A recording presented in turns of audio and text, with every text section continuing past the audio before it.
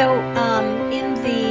guess in the fall of 2008, my husband, who is a psychiatrist and also writes about politics, was invited to come to the kingdom to teach other medical professionals more about writing, because it was understood that there's a lot of very interesting medicine being practiced in the kingdom, some particular expertise that's special to medicine in Saudi Arabia. Obviously, probably the world's biggest public health event, if you want to think of it that way, is the Hajj.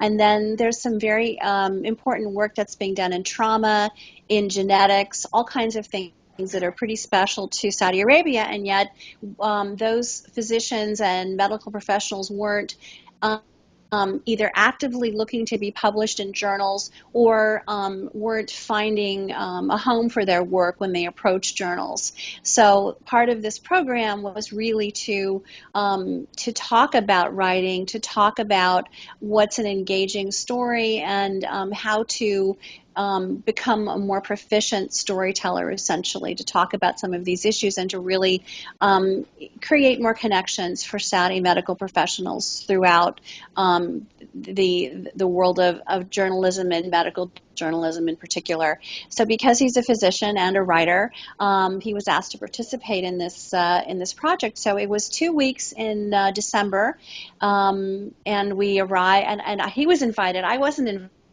but I said I have to come along because this is such an interesting opportunity. Mhm. And so I was very happy to be included.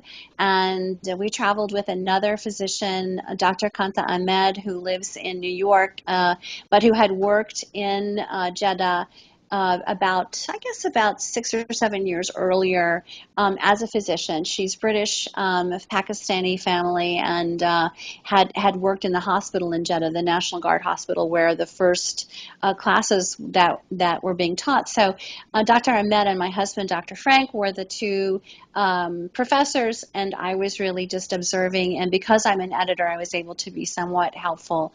And so it was really amazing to arrive there. It's a very long trip, and it was the moment on the plane when and of course Kanta had been through this before, where everybody pulled their bayas out of the overhead bin and put them on. Oh. And I had a friend who is a filmmaker who had done some work in Saudi Arabia, lent me her abaya, and so I had hers, and so I put it on, and we came out of the airport, and our driver took us to the hotel, and we went to sleep because it was in the evening. But the next morning, we went off to the hospital, and in some ways.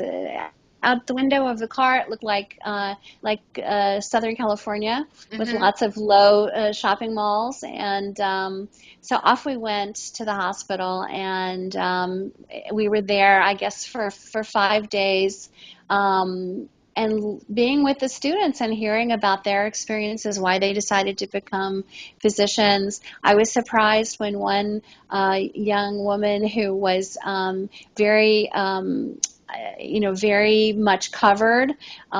She was even slipping her Starbucks underneath her veil to drink coffee, which I'd never seen anyone do before. She did it quite elegantly. And so she talked about how seeing the the American television program Quincy had created a desire in her to become a medical examiner. So these were really interesting stories to Wow. hear. Mm. The class was eager and delightful people. It's so impressive. Everyone spoke beautiful English, and so there was a lot of talk about both constructing stories, but also making sure that people had given thought to whether or not their grammar, their punctuation, their command of English, which is the language that they probably would be needing to write in, and what kind of help they might need to have these experiences be more widely published. So it was fascinating. It was interesting to me as an observer to see that on the first day of class, a lot of the male students were wearing thobe, and my husband, of course, was not. But they seemed to really enjoy him. And I saw at the end of the week more of the male students were wearing Western clothes, almost as though they were emulating him in some way, which was quite sweet. But there were, such a different culture for me, for us.